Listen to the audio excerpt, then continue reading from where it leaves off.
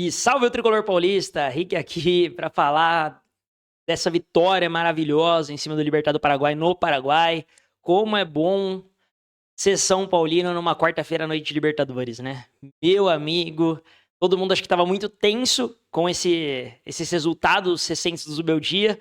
Mas que partida fez o São Paulo? Partida segura, na minha opinião. Vou falar mais, vou detalhar a partida, vou destrinchar aqui desde a escalação, mas já queria deixar o desabafo de que partida excelente para trazer a confiança para o Zubeldia, trazer a confiança para o elenco de volta. O São Paulo parar de dar azares. Acho que hoje a sorte apareceu para a gente finalmente, né? Apesar de parecer que era só azar, mas a sorte apareceu para a gente novamente.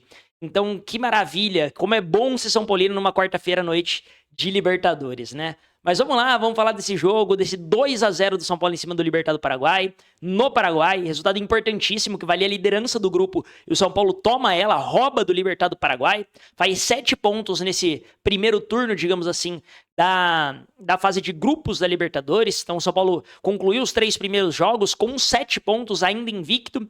Então, coisa linda, era 7 pontos mesmo que eu almejava no começo da competição. Obviamente que 7 pontos diferentes, né? Esperava ganhar de Talheres e Alianza Lima e empatar com o Libertad fora, mas os 7 pontos veio de qualquer forma, então tá tudo certo.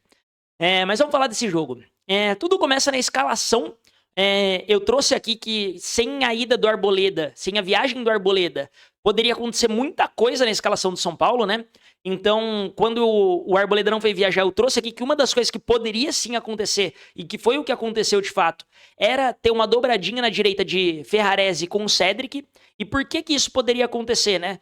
Justamente porque o Arboleda é muito forte nas bolas aéreas, e a bola aérea, como a gente viu até no próprio jogo contra o São Paulo, é o ponto mais forte da equipe do Libertad do Paraguai. Então, o Ferrarese entrando, ele dá mais estatura, bola parada, ele vai ganhar as bolas lá dentro, e ele não é um lateral que sai muito para jogo. Então, você colocar o Ferrarese com o Lucas Ferreira ali para jogar, talvez não fosse a melhor opção. Seria a melhor opção, já que vai colocar o Lucas Ferreira, colocar o Cédric para ajudar ele a fazer uma dobradinha ali do lado.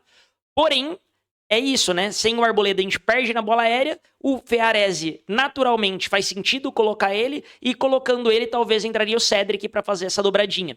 Então foi uma das coisas que aconteceu. Eu falei que ainda poderia pintar uma surpresa de repente do Wendel na lateral, mas não concordava com isso, né? Eu acharia que a gente deveria ir de Enzo. E, enfim, depois a gente fala da atuação do Wendel, mas para mim não fez mais uma boa partida. E nessa configuração de São Paulo, né, fez sentido, porque você coloca um lado esquerdo mais forte, com o Wendel atacando um pouco mais e com o Ferreirinha do lado dele, e uma ala direita ali um pouco mais comedida, né, com o Cédric e Ferrarese. No primeiro tempo, eu acho que ainda assim o São Paulo tomou conta das ações. Teve um momento ali que a Globo passou a posse de bola, e a posse de bola do São Paulo estava na casa de 76, 77%, e a posse de bola dos caras em casa, 20 e pouquinhos por cento. Então o São Paulo estava dominando o jogo, controlando as ações no começo do jogo fora de casa. Isso é muito importante, e o São Paulo vem fazendo isso muito bem. Isso é uma característica importante do futebol do Zubeldia, independentemente se o São Paulo vinha jogando bem ou não. No começo de jogo fora de casa, ele vinha controlando muito bem as ações. Isso aconteceu contra o Atlético Mineiro, isso aconteceu contra o Botafogo, e aconteceu agora de novo contra o Libertad do Paraguai. Então o São Paulo controlou bem as ações e aos poucos foi se encontrando, né? Acho que a maior parte das jogadas que a gente estava criando era em cima do Ferreirinha. O Ferreirinha pegava a bola e ia pra cima, o Ferreirinha tava criando tudo e mais um pouco. O Ferreirinha tava, acho que com confiança, tava em mais uma noite inspirada. É óbvio, né? Quem parte muito pra cima e toda hora vai pra cima, ele vai acabar perdendo uma outra bola, prendendo uma outra bola que deveria soltar um pouco antes, mas isso é normal. Eu prefiro um jogador que tem coragem, igual o Ferreirinha teve, de ir pra cima efetivamente, de tentar um drible, tentar quebrar uma marcação, do que o jogador que fica só tocando a bola de lado, coisa que a gente vê muito no elenco do São Paulo, né? Então o Ferreirinha hoje tava, no primeiro tempo ele colocou muito fogo. E foi numa jogada que começou com ele ali pela esquerda, e a bola rebate ali no meio de campo, e o André Silva perde um gol inacreditável. E era para o São Paulo ir para o primeiro tempo com 1-0 com esse gol do André Silva, que ele perde a bola dentro da pequena área, sem goleiro, ele chuta por cima do gol. É absurdo. Naquele momento fiquei revoltado de raiva. com o André Silva, porque é um gol que você não pode perder numa Libertadores. Felizmente ele teve outra oportunidade de se redimiu, mas assim, é um gol que você não pode perder numa Libertadores, não pode. É proibido, principalmente fora de casa. Acabou perdendo, acabou que ainda, né, o Libertad criou uma chance de gol meio que ao acaso ali, né, onde vem um cruzamento, a bola cruza toda a área, o Alan Franco não consegue tirar, o Rafael sai, tem um bate-rebate ali dentro da área e o Juan tira de peito, né? Muito bem o Juan na partida e nesse lance muito bem. Nem acho que seria gol, né? Acho que o Rafael já tinha se recomposto, provavelmente faria a defesa, mas ainda assim o Juan salva. Teve uma outra chance de gol que já estava impedido, né? Tava claramente impedido, então se sai o gol, que o cara tenta dar uma cobertura no Rafael ali, o gol ia ser anulado. Mas esse lance, isso é importante na minha concepção falar, sai de uma bola onde o São Paulo fica com receio de sair jogando, porque tem um jogador do Libertad caído.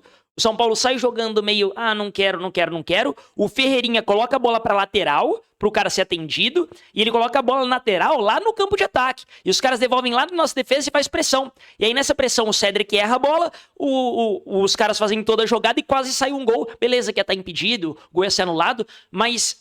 Cara, em Libertadores, fora de casa não existe fair play. Com todo respeito, o cara que levante. Deu 10 segundos que o jogo parou, o cara levantou. Foi alguém lá dar a mão pra ele, o cara levantou. Então não me passa pela cabeça fazer fair play num jogo de Libertadores fora de casa nesse lance, né? Às vezes o cara trombou de cabeça, às vezes, enfim. Mas ali foi uma trombadinha que claramente, assim, segue o jogo. O cara tava fazendo cera. Não pode, na minha concepção, não pode fazer um fair play desse. Enfim, é algo que me irritou muito ali no momento, porque a jogada quase sai gol, por mais que tivesse impedido, quase sai um gol, porque os caras, obviamente, nesse fair play, jogam a bola lá pra nossa zaga, pressiona e a gente sai jogando mal. Então, é uma jogada que não pode voltar a acontecer. Felizmente, estava claramente impedido, não foi gol, beleza, não aconteceu nada. Porém, esse primeiro tempo do São Paulo, o próprio Ricardinho e acho que o Caio Ribeiro também retrataram bem, tava pedindo o Lucas Ferreira. O Cedric não estava criando muita coisa ali pela direita, o próprio Ferrarese não tem essa opção muito forte no ataque, e eu acho que o jogo estava pedindo o Lucas Ferreira para ser mais ofensivo pelo lado direito também, e o Ferreirinha parar de tomar todas as ações do jogo, que era o que ele estava fazendo até então. E não culpo o Ferreirinha por isso, né? Ele estava chamando o jogo, ele estava bem no jogo, ele estava driblando bem, estava criando jogadas, então acho que o Ferreirinha estava muito bem até aí, porém acho que o Lucas Ferreira entrando ia ajudar, ia desafogar o Ferreirinha.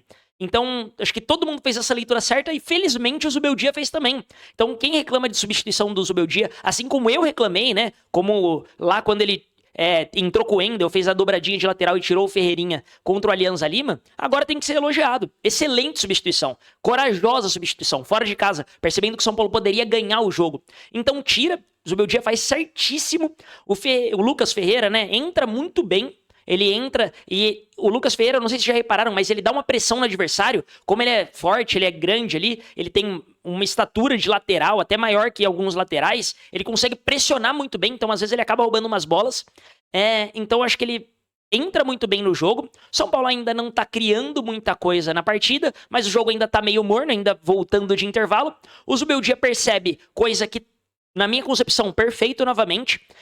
A nossa dupla de volantes hoje, na minha concepção, não jogou bem. Alisson e Marcos Antônio erraram muitos passes. Alisson escorregou muito. Enfim, não sei o que aconteceu, mas a nossa dupla de volantes não estava bem.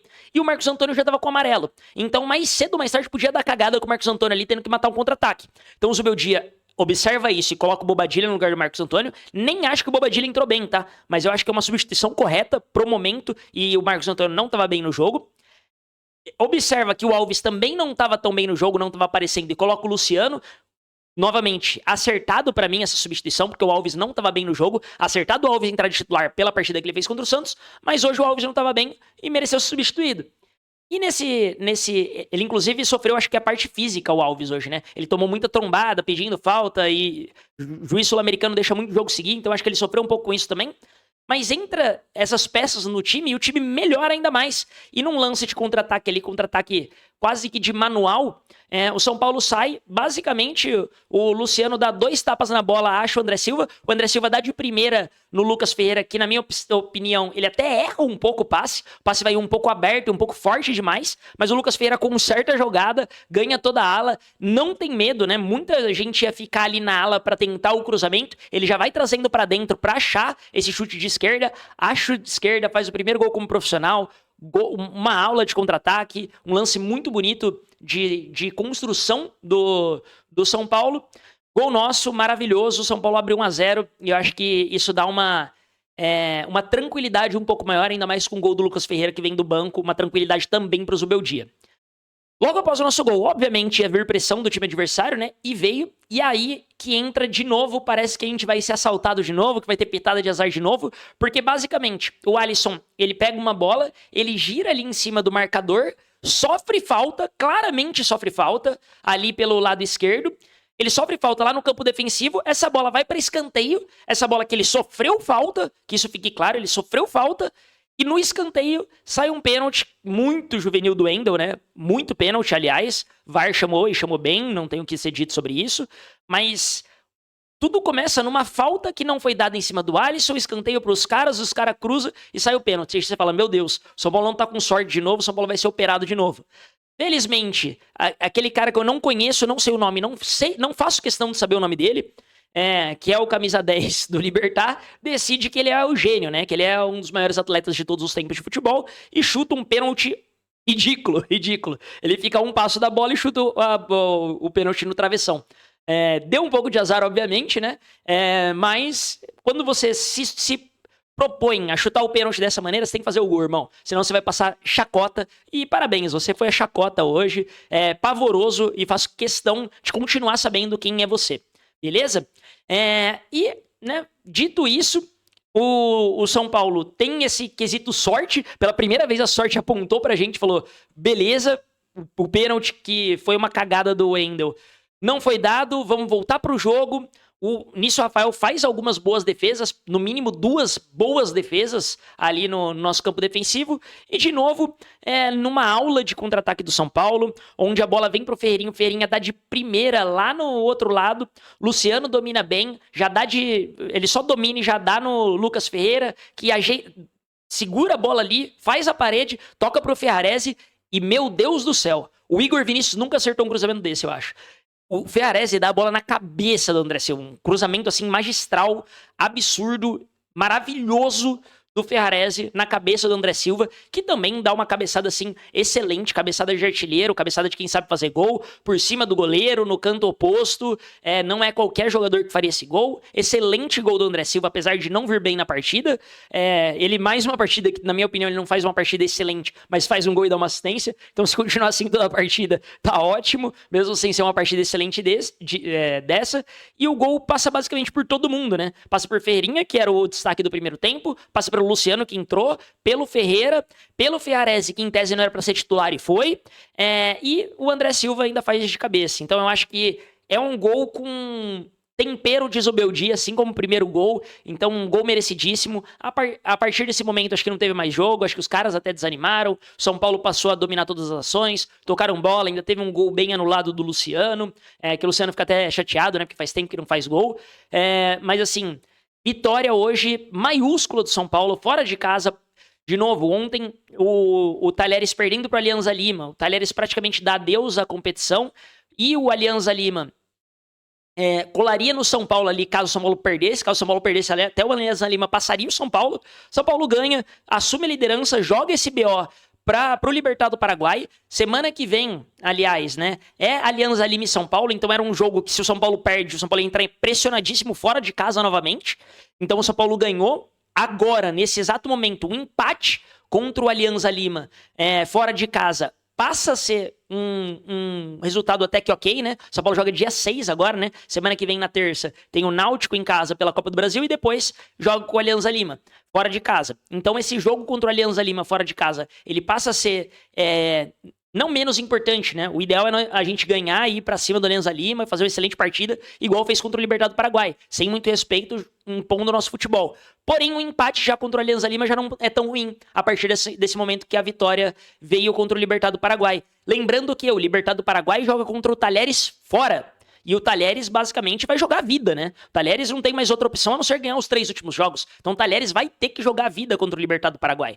E aí, basicamente, né, se acontece um empate entre Libertad do Paraguai e Talheres, e o São Paulo ganha do Alianza Lima, primeiro que o São Paulo ganhando do Alianza Lima, o São Paulo já se classifica, o que é excelente, né, matematicamente classificado.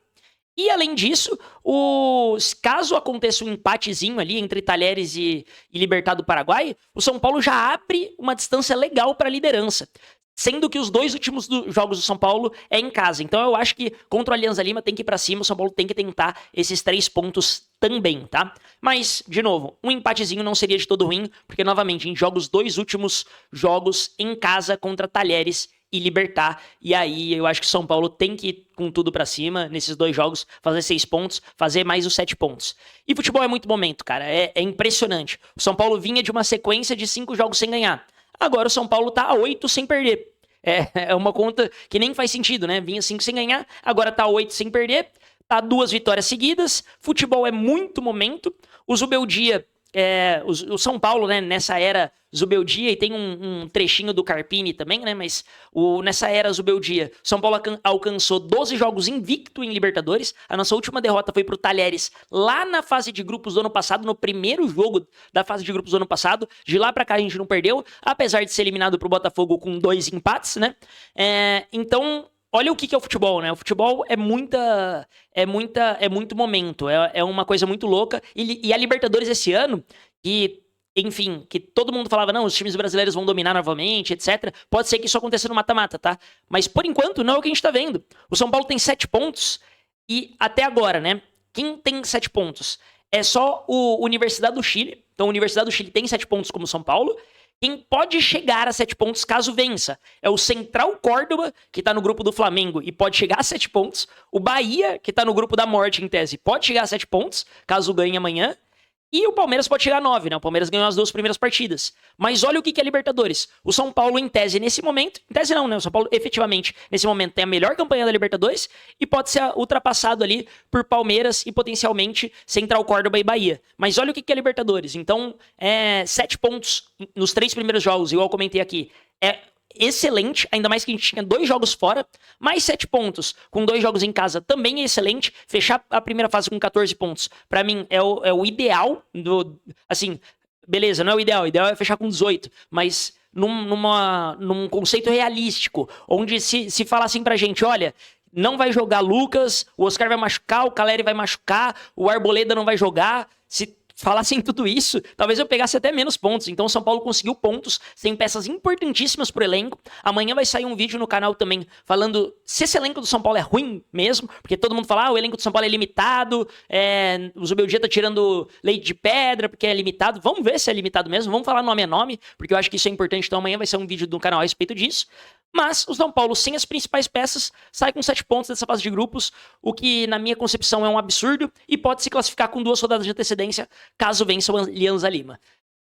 Mas é isso, cara, ainda tô em êxtase com essa vitória do São Paulo, vitória maiúscula, vitória importantíssima em cima do Libertad do Paraguai, que diz muito sobre esse elenco, que fez o São Paulo novamente volta a ter confiança, né, o que é mais importante, volta esse pontinho de sorte que seja, do cara perder o pênalti, né, no momento importante do jogo. Pô, é um pontinho de sorte, porque veio numa sequência de azar antes, onde o juiz não dá falta em cima do Alisson, e é uma mão muito infantil ali. Lembrando que o Zubeldia também substitui bem o Wendel, tá? O Wendel vinha, depois que ele fez o pênalti, ele não acertou mais nada, então o Zubeldia já vendo isso, tira o Wendel e coloca o Enzo. Então, pra mim, o Zubeldia hoje acertou em tudo, absolutamente tudo. Apesar de que eu acho que ele já poderia, de repente, começar com o Lucas Ferreira, mas beleza, foi escolha, viu que não deu certo e mudou no intervalo. Então, pra mim, hoje o Zubeldia acertou em tudo, tem crédito, dá pra respirar. A única notícia ruim pra alguns torcedores do São Paulo é que o Dorival provavelmente vai fechar com o Corinthians agora, né? Não vai mais esperar essa definição do Zubeldia no São Paulo, mas eu acho que o Zubeldia agora ganhou bons jogos aí a mais de sobrevida. E ganhando do Náutico, fazendo um bom jogo contra o Alianza Lima, acho que tem tudo para o Zubeldia garantir a permanência dele por muito mais tempo. Eu espero que o São Paulo continue nesse ritmo de bons jogos para que o Zubeldia permaneça no cargo. Eu sempre torço pelo treinador, né? E eu acho que o Zubeldia, no mínimo, um cara comprometido Hoje uma chuva do cacete e o cara inteiro molhado, não tinha uma capa de chuva, ele inteiro molhado na beira do gramado. Então, cara, eu gosto desse treinador maluco, desse treinador que fica ali na beira, que grita, que briga, enfim. Então, o Zubeldia, pra mim, tem crédito. Felizmente, alcançou resultados, apesar de que eu achava que ele poderia cair com alguns resultados ruins, mas felizmente agora acho que tudo estabilizou, o São Paulo traz mais calma, tira essa zica que tava e vambora, vamos pra cima, que sábado tem mais, terça tem mais, na outra terça tem Libertadores de novo, então a gente vai trazer cobertura dos mata-matas, do mata-mata da Copa do Brasil, já do Morumbis, assim como os 2 últimos jogos do Morumbis também. Então não esquece de se inscrever aí, de deixar seu joinha. Se gostou do conteúdo, não esquece de deixar seu comentário. Fala aí o que você achou. Faltam 2 inscritos para bater 300. Dá essa moral aí no canal. Tamo junto demais. E aqui é conteúdo de São Paulo todos os dias. Me ajuda a bater os 1000 inscritos até o final do ano. Vamos, São Paulo!